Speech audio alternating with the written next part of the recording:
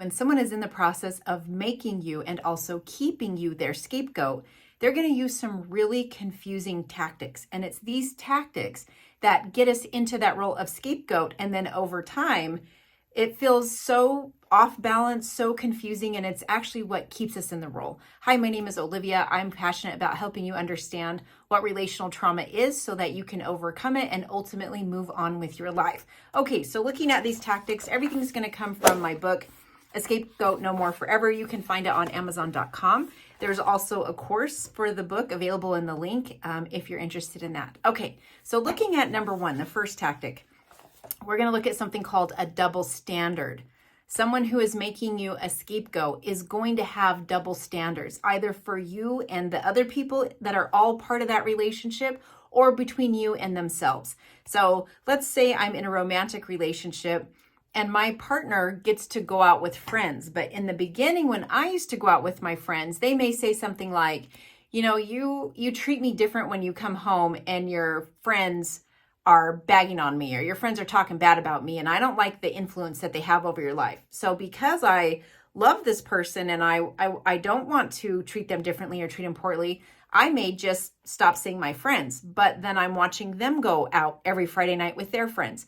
So they're okay to go with their friends because their friends don't do that, but my friends create a problem in the relationship, therefore I don't get to see my friends. So sometimes that could happen and there could be an issue, but you'll notice over time, really what's happening in many areas is that your partner starts to have more rights than you. That's a double standard.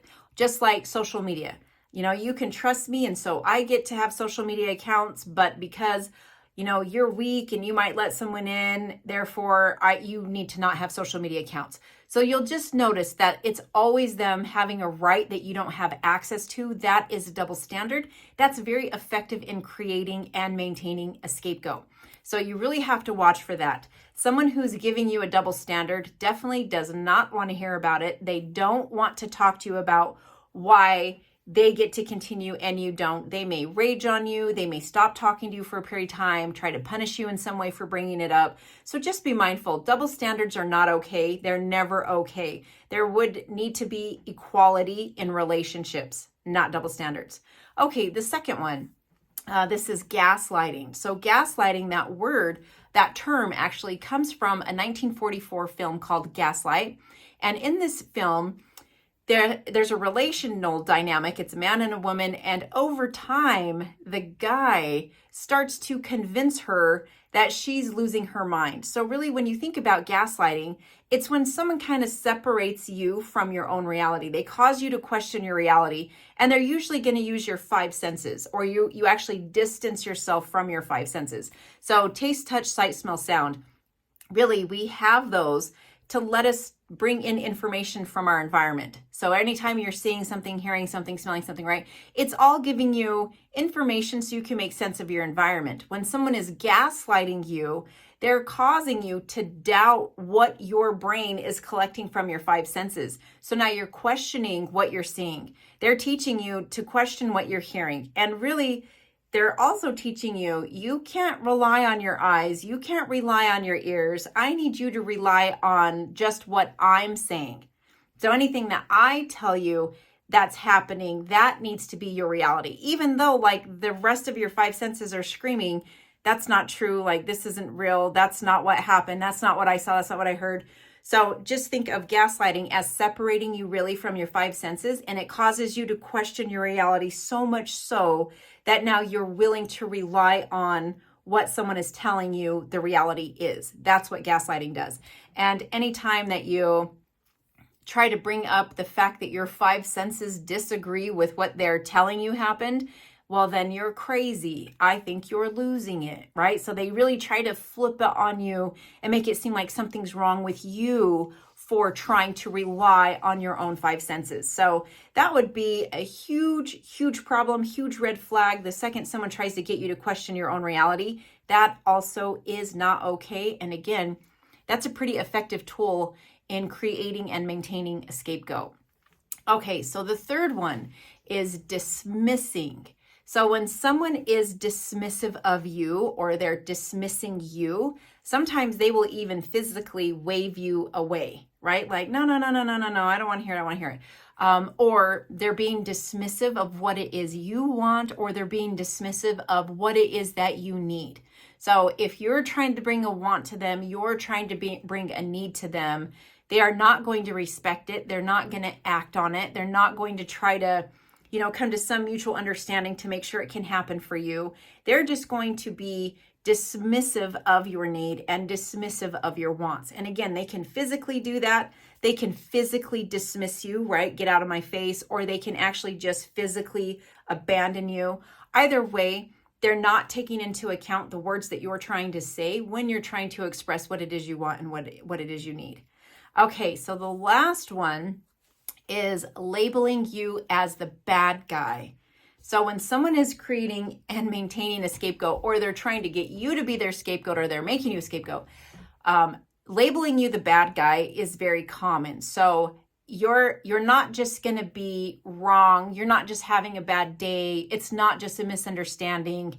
You're going to be vilified, and you're going to be the bad one. And that's really effective in behavioral traits that we're going to talk about later on, because it starts to get you to try to prove that you're good.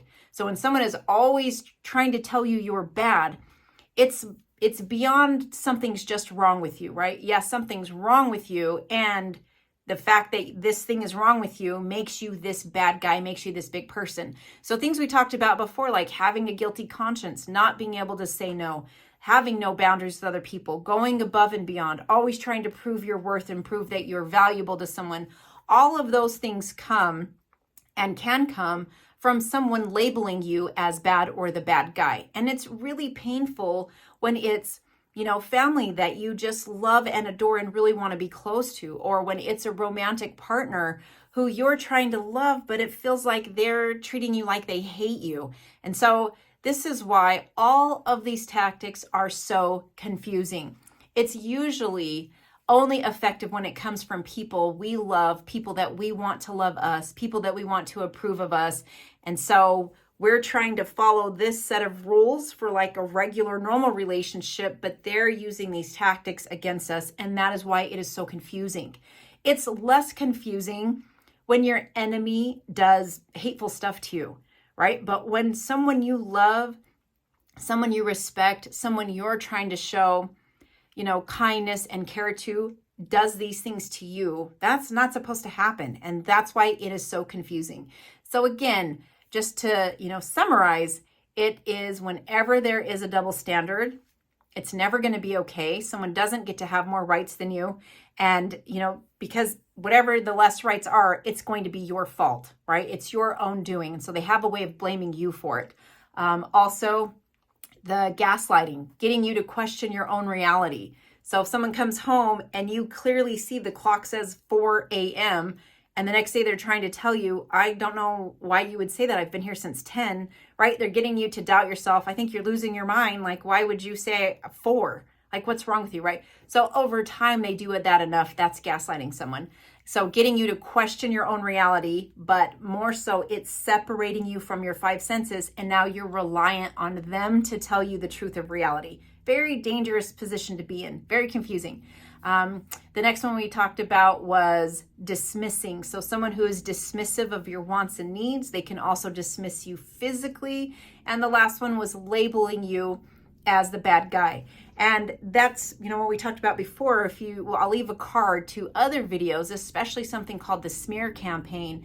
That's where someone smears your name in the mud. That's all part of labeling you as the bad guy. So it's not just you they're labeling as the bad guy. They're actually telling other people how you're bad.